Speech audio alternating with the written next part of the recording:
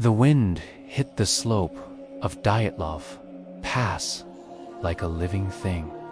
February 1st, 1959. 9 experienced hikers from the Ural Polytechnical Institute carved a campsite into the side of a barren mountain in the northern Ural Mountains. They were strong, trained, used to brutal cold. By nightfall, the temperature had plunged toward -40 degrees Celsius. Inside the tent, everything was orderly. Boots placed near the entrance, extra layers stacked, cameras and journals tucked away. They ate, talked, and settled in to sleep. Then, sometime in the darkness, something went wrong. No one knows what they heard. Maybe it was a deep crack beneath the snowpack. Maybe a low-frequency vibration rolling through the mountain. Maybe a distant blast echoing strangely across the frozen air. What we do know is this: they did not unzip the tent. They cut their way out from the inside. Imagine the level of fear required for that decision. Destroying your only shelter in sub-zero darkness instead of wasting seconds with the entrance.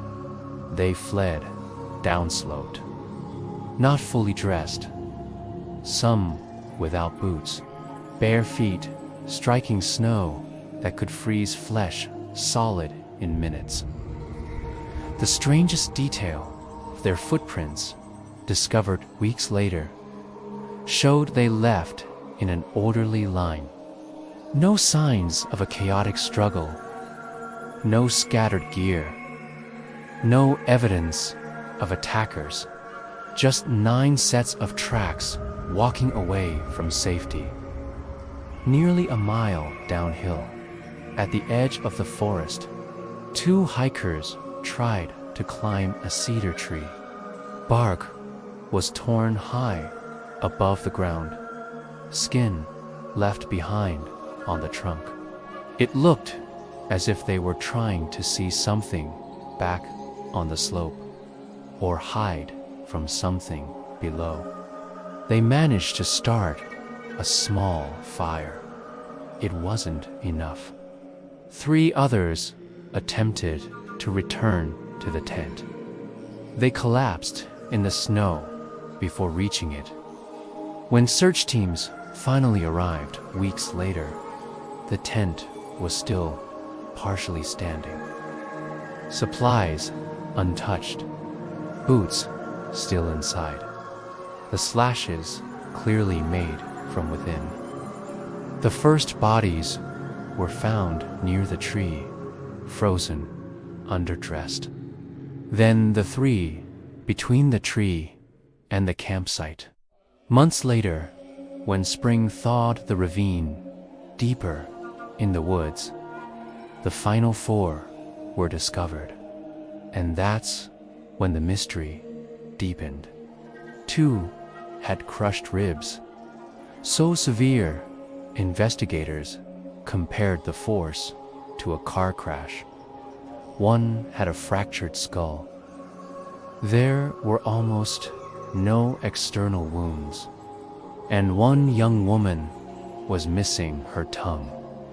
Some clothing showed traces of radiation. Witnesses in nearby areas reported strange orange lights in the sky around the same time. The official cause of death: a compelling natural force. No further explanation.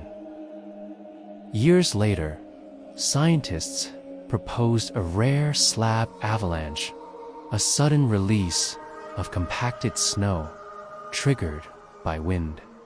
Others suggested infrasound, low-frequency vibrations capable of inducing panic and irrational terror. Both are possible, but neither fully explains the urgency. The cuts in the tent, the mile-long walk into lethal cold, the catastrophic internal injuries without external trauma. Stand alone at Dyatlov Pass today, and you'll understand part of it. The silence is immense. The wind bends strangely around the mountain. Sound feels distorted. The horizon disappears into white emptiness. If something startled them, even briefly, instinct may have taken over. 10 seconds of absolute terror is all it would take. 10 seconds to slash canvas.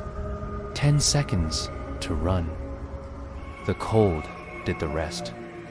More than 60 years later, the mountain still holds its secret. Whether it was shifting snow, pressure waves, military testing, or something we don't yet understand, 9 experienced hikers chose the frozen darkness over the safety of their tent. And that decision is what makes this story so haunting. Because whatever they faced that night, it was worse than the cold. If you like this type of content, please like and subscribe. New content released daily.